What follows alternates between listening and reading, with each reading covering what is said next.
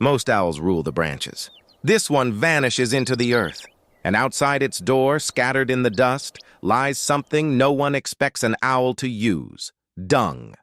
In a landscape with almost nowhere to hide, the burrowing owl survives by doing almost everything differently. It lives in open grassland, desert edges, dry pasture, and prairie towns where the wind sees everything. Instead of nesting in a tree hollow, it disappears into a tunnel in the ground, often one first dug by a prairie dog, ground squirrel, or some other burrowing animal. From far away, the owl looks almost too small for such a wide world. That smallness is the first danger. A burrowing owl is not built to overpower the prairie. It stands barely taller than the grass tips, on long, pale legs, with bright yellow eyes and a face that seems almost too gentle for this hard country. There is no canopy above it, no thick forest shadow, only light, dirt, distance, and the constant risk of being seen. So it watches. At dawn, the owl rises to the mouth of its burrow like a sentinel. It does not need height to command the scene.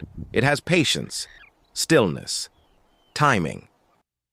While other owls are bound to the dark, this one often hunts in daylight too, especially in the breeding season, when feeding young can turn every hour into work. It waits beside a low mound of earth, head tilting, body motionless, every movement around the burrow measured against hunger.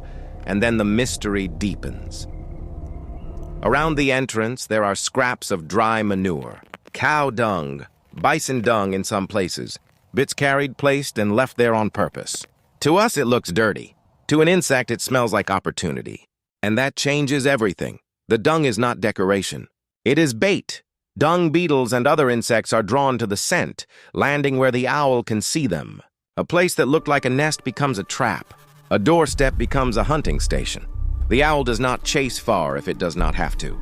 It lets the prey come closer first, one flick of the head. One step, then another. The strike is sudden and exact. A short run through dust. A pounce. Sometimes a fast downward snatch with the bill. Sometimes a leap and a grip in the talons. The hunt is over almost before the grass moves back into place. On a dry plain where every burst of energy matters, efficiency can be the difference between feeding and failing. And the burrowing owl is built for that economy. It hunts from perches, from fence posts, from the ground itself. It can hover briefly over a patch of grass. It can sprint after prey. It can snatch flying insects from the air. By day, insects often dominate the menu. By night, the hunt can shift toward mice and other small vertebrates. This owl is not locked to one method. It survives by staying flexible.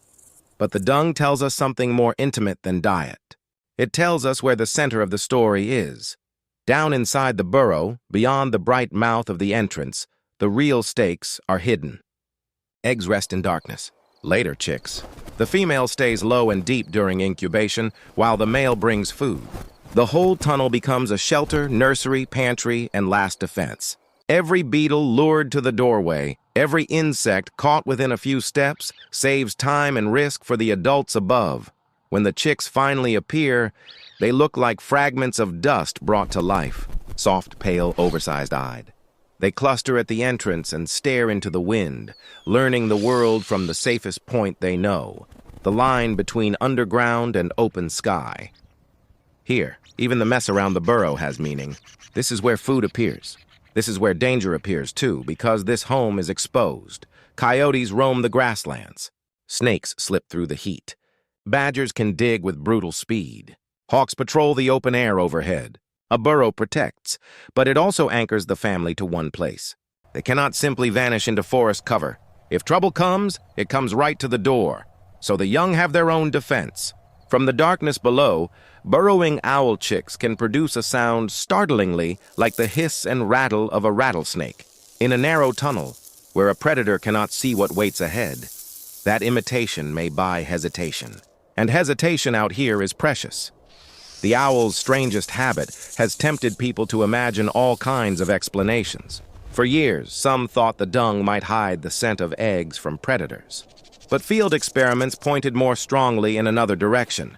Dung around burrows attracted far more dung beetles than clean burrows did, turning waste into a practical lure. That does not mean the owl understands chemistry the way we do. It means evolution has favored a behavior that works, and it works in a world where very little is wasted. The burrowing owl will use what the plain offers: abandoned tunnels, bare soil, fence lines, road edges, scraps of shade, sudden movement, even the smell of another animal's waste. Survival here is not elegant in the way people expect from owls. It is grounded, literal, dust on feathers, heat in the air, hunger answered with whatever the land gives back.